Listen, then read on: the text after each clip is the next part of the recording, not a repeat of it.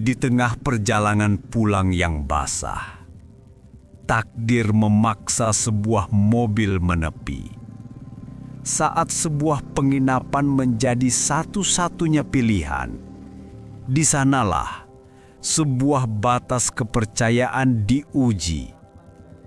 Ini adalah kisah tentang malam yang tak terencana.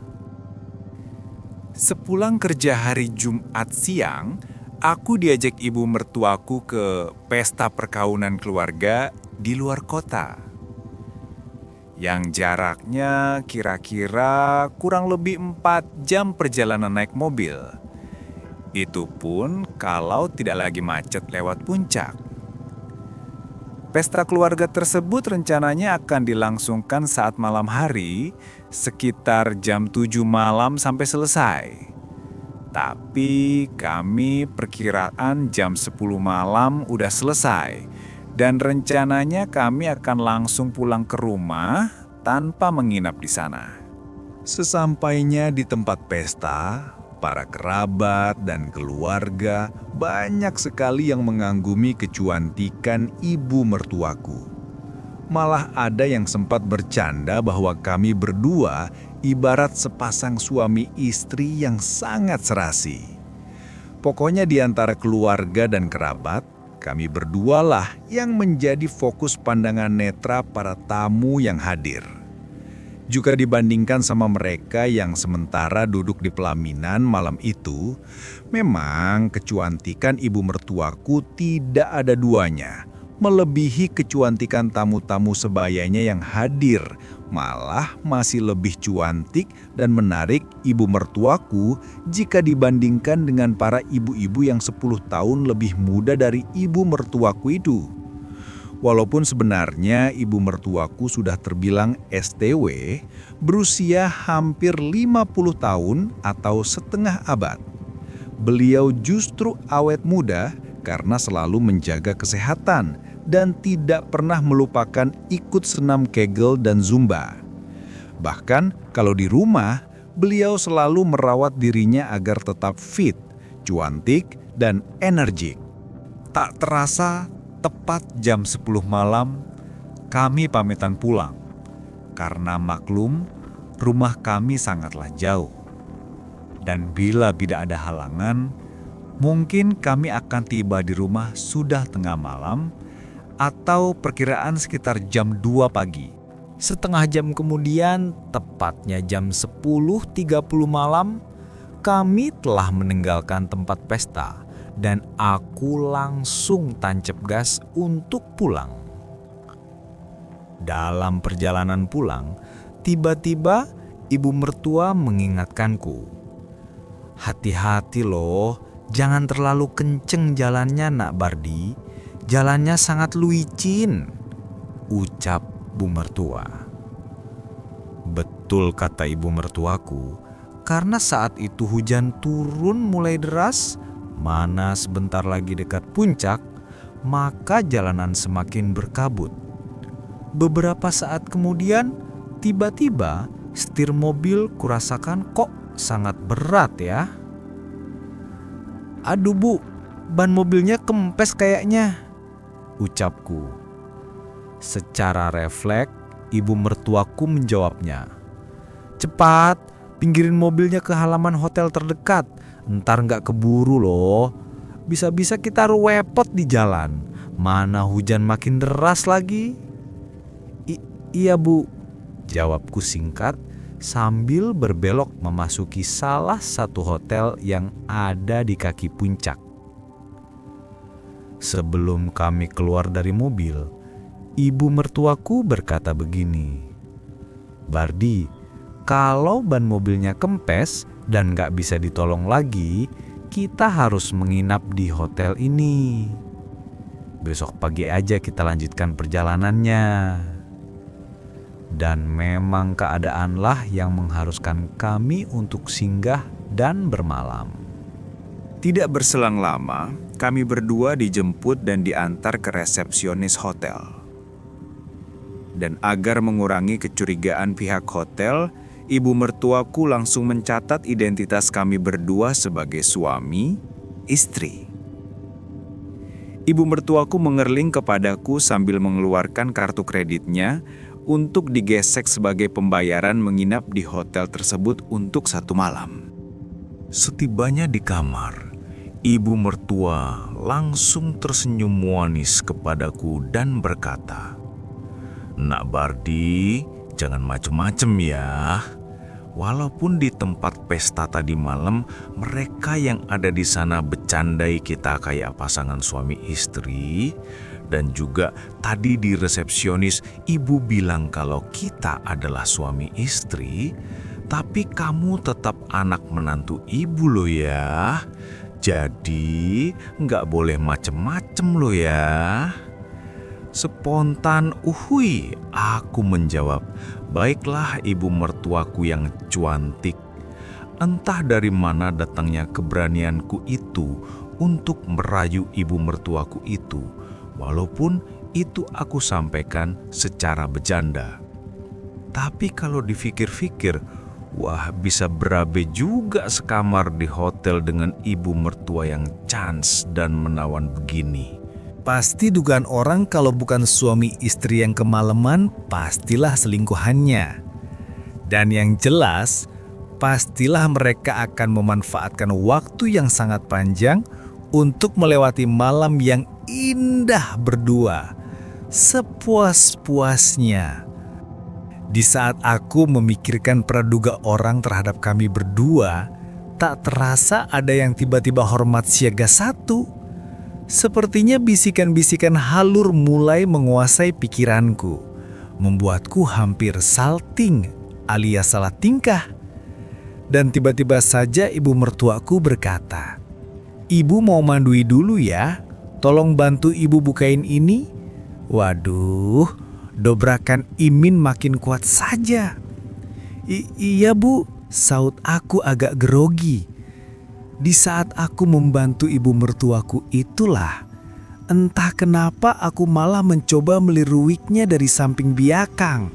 Dalam hati aku berkata, pasti semua kaum Adam yang berdekatan dengannya ingin mengakuisisi keindahan dan kesempurnaan panorama alam langka yang ada pada ibu mertuaku. Tanpa terkecuali termasuk aku, anak menantunya sendiri. Semoga saja malam ini adalah malam keberuntunganku. Amin. Singkat cerita, sewaktu ibu mertua di Hamar Mandui, terdengar sayup-sayup riak air Pak Mandui yang kecelepak keceropok. Tak terasa, jukung otomatis milikku mulai bergerak sendiri secara naluriah yang mulai tidak dapat dikendalikan. Dan tiba-tiba terdengar teriakan perlahan ibu mertuaku. "Nak Pardi, kamu juga mandui ya? Airnya nyaman dan hangat kok." "Bentar lagi, habis Ipo." "Ya iya dong, masa sih mandui bareng?" sahutnya. Kemudian senyap. Batinku, apakah ini sinyal keberuntungan darinya atau hanya karena jandaan saja? Tak terasa, genggaman tanganku mulai kewencang. "Sabar ya Jupri, kamu ntar pasti aku mau masukin ke kandang yang tepat dan nyaman." Kumamku dengan pikiran semakin terinspirasikan. Beberapa saat kemudian, ibu mertua keluar Hamar Mandui dan hanya berkemilit handwok toebal. Ibu mertua menuju spring bed dan langsung masuk ke dalam selimut yang tebal, lalu berkata, "Sana gantian kamu yang mandui Nak Bardi, ibu mau tidur duluan ya." Aku pun langsung menjawabnya, "Gak jadi mandui aku bu, pagi aja ntar sekalian." Jawaban ini memang sudah aku persiapkan agar cepat-cepat bisa tidur alias lebih cepat tidur di samping ibu mertuaku malam menjelang subuh ini. Hehehe. Seterah kamu aja, tapi kalau bau jangan baring di samping ibu lo ya. Ucapnya dengan senyum manisnya. Setelah aku ikut turu, aku masih menunggu kira-kira 10 menitan. Setelah napas ibu mertuaku seperti mulai teratur yang menandakan beliau tertidur. Perlahan-lahan aku mencoba ikut masuk juga di balik selimut tebal itu. Aku tarik dan simak sedikit selimut satu-satunya yang akan kami pakai berdua itu. Tapi tiba-tiba ibu mertua bermanuver. Mungkin terasa hembusan dingin akibat selimut yang menutupinya tersingkuap sedikit. Tampak ibu mertua tidur di bawah selimut tanpa disertai atribut resmi selain hanwok toebal tadi. Karena kami berdua memang tidak mempersiapkan pakaian turu, ya mau gimana, kami menginap di hotel ini juga di luar rencana kami berdua. Ibu mertuaku turu membiakangiku di sebelah kanan. Perlahan aku melebu di balik selimut di samping kiri. Beberapa saat kemudian ibu mertua pun berbalik. Tentu saja wajahnya hampir saja menyentuh wajahku. Ku tatap matanya yang tertutup indah. Nampak hidung kecil yang mancung. Ku beranikan dan ku colek perlahan hidung ibu mertua. Namun tak ada reaksi apapun darinya. Kulanjutkan untuk menarik ke bawah wiri-wirnya yang toipis agar tampak gigi yang putih rapi berjajar. Tapi ternyata masih juga tak ada reaksi berarti dari ibu mertua. Akhirnya dengan deg-deg ser jantungku yang berdebar-debar, ku rapatkan wiri-wirku. Sekian detik kemudian mulailah terlihat tarikan nafasnya sedikit terganggu. Mungkin karena terpalang dengan irungku. Pada akhirnya ibu mertuaku membuka sedikit mulutnya. Wow, kesempatan emas ini, pikirku. Tanpa aku duga, rupanya ibu mertua di dalam turunya mengikuti alur cerita yang sedang aku buat. Mungkin saja ibu mertuaku sedang bermimpi.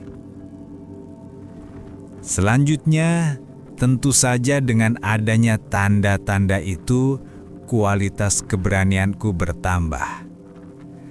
Keadaan yang sangat langka dan untuk pertama kalinya, aku dekat dengan ibu mertuaku seperti ini membuatku semakin terinspirasikan. Dalam hati, aku sempat berpikir, apakah ibu mertua saat ini sedang bermimpi bersama suaminya ataukah hanya pura-pura turu? Tapi tentu saja aku tidak mencari jawaban atas pertanyaanku itu.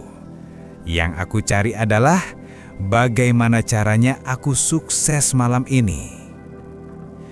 Beliau mulai bereaksi dan tentu saja ini semakin membuat aku merasa senang dan bertambah semangat kreatifku. Secara perlahan ibu mertua aku dowong agar posisi tidak miring. Kemudian mulailah aku melanjutkan episode kreatif yang level lebih tinggi lagi. Dan tentu saja aku semakin lupa segalanya. Lupa kalau beliau ini adalah ibu mertuaku sendiri. Aku semakin kerusupan. Akibat makin tingginya semangat kerja kreatifku di kala itu, akhirnya ibu mertuaku pun tersentak. Nak Berdi, kamu ngapain? Ini nggak boleh, kata ibu mertua yang terkejoet dan langsung setengah marah padaku. Aku nggak bisa turu, Bu. Apalagi dekat dengan ibu yang cuantik gini, jawabku dengan perasaan campur aduk saat itu. Antara rasa takut kalau ibu mertua beneran marah dan rasa nanggung karena sebenarnya garis finish sudah hampir tampak saat itu. Aku harus berhasil malam ini pokoknya, pikirku di malam itu. Kemudian terdengar jawaban lembut dari ibu mertuaku. Oh, begitu ya. Ibu mertuaku kembali terdiam agak lama, lalu membalik membelakangiku.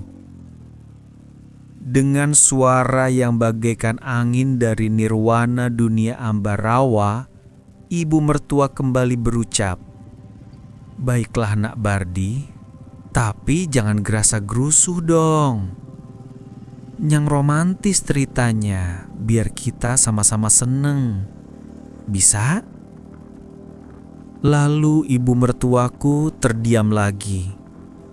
Kata-katanya barusanlah yang kurang aku mengerti maksudnya. Apakah yang tadi sempat aku kerjakan itu dibenarkan, tetapi nggak boleh gerasa-gerusuh, atau apa ya? Tetapi saat itu tidak ada kesempatan untuk aku berpikir mencari jawabannya, karena aku lebih memilih fokus pada bagaimana caranya. Sinyal-sinyal kecil yang sudah aku terima dari ibu mertua itu menjadi semakin kuat, dan pada akhirnya lancar semuanya. Aku tidak berani lagi ngomong macem-macem padanya. Dengan perasaan yang tidak karuan, aku memberikan jawaban singkat pada ibu mertuaku. "Maafkan Bardi, Bu," seraya aku menatap punggungnya yang masih agak bergetar.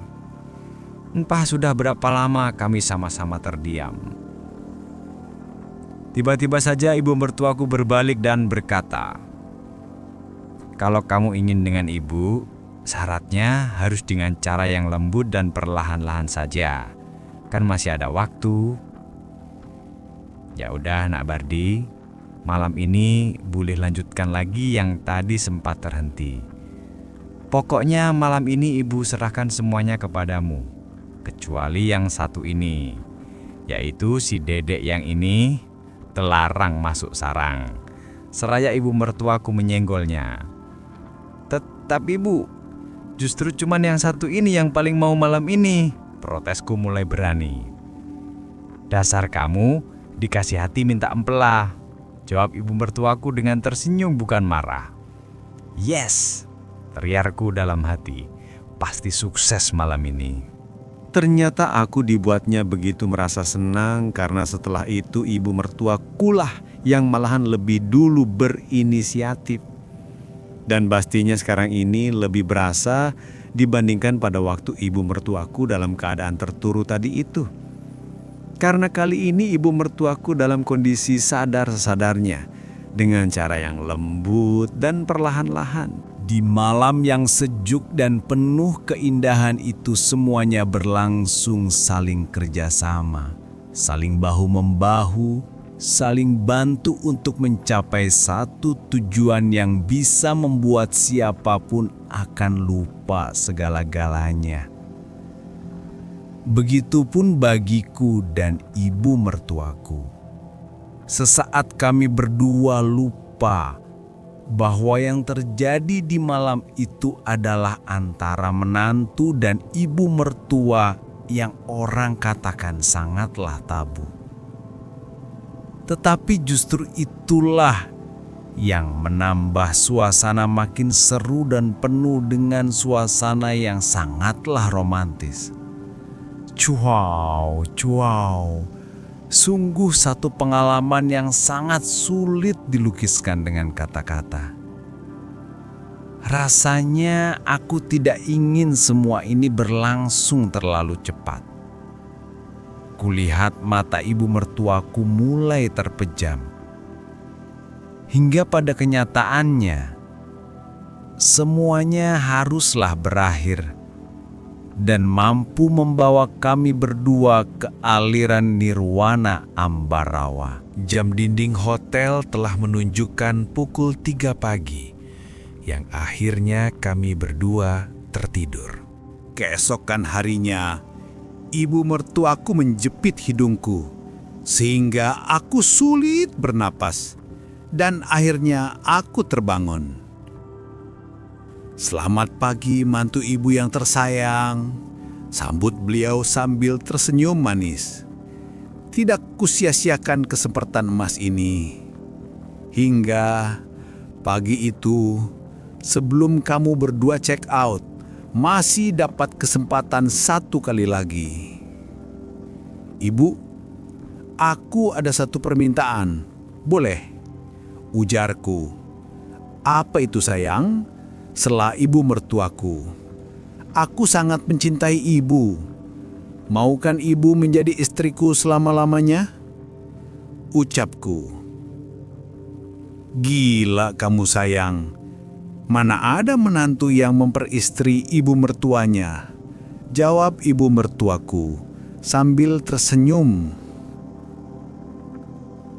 "Tapi kamu boleh ambil jatah kamu kapanpun kamu mau, asalkan ayah mertua dan juga istrimu tidak tahu," sambungnya. Sampai akhirnya, jam 11 siang lebih 23 menit, kami bersiap-siap check out dari hotel. Sewaktu kami hendak mengambil kunci mobil di resepsionis, kami disapa. "Selamat siang, Tuan dan Nyonya. Semoga nyaman istirahatnya dan terima kasih atas kunjungannya. Semoga Bapak dan Ibu mendapatkan kebahagiaan di hotel kami." Dan ibu mertuaku hanya tersenyum sambil berjalan menggantung di bahuku menuju ke mobil kami yang telah disiapkan. Tamat. Begitulah awal kisahku bersama ibu mertuaku, yang sampai saat ini tidak ada seorang pun yang tahu. Kisah ini mengajarkan kita bahwa keadaan darurat seringkali menjadi topeng yang sempurna untuk niat terlarang. Kisah ini dimulai dari sebuah ban bocor, hujan deras, dan sebuah kamar hotel. Ini membuktikan bahwa kesempatan yang tidak direncanakan adalah ujian terbesar bagi sebuah kesetiaan. Kita melihat bagaimana Bardi dan ibu mertuanya sama-sama setuju untuk menghancurkan percobaan. Mereka lupa bahwa ada seorang istri, seorang anak yang cintanya sedang dikhianati di rumah. Yang paling mengerikan bukanlah kesalahannya, tapi bagaimana mereka menikmatinya. Mereka menyebut tabu sebagai sesuatu yang romantis dan seru.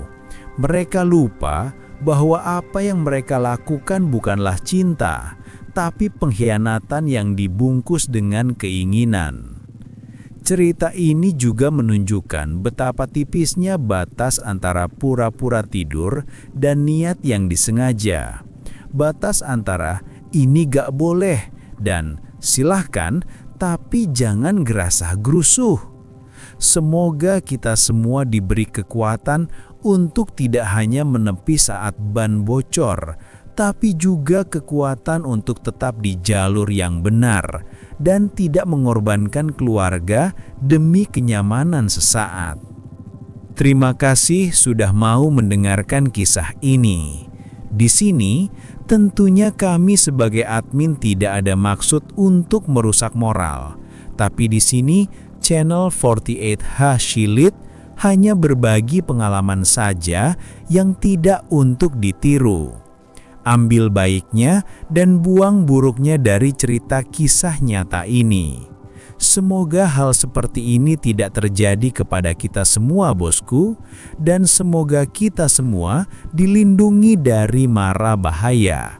Sampai jumpa di cerita selanjutnya. Jangan lupa like, komen, share, dan subscribe.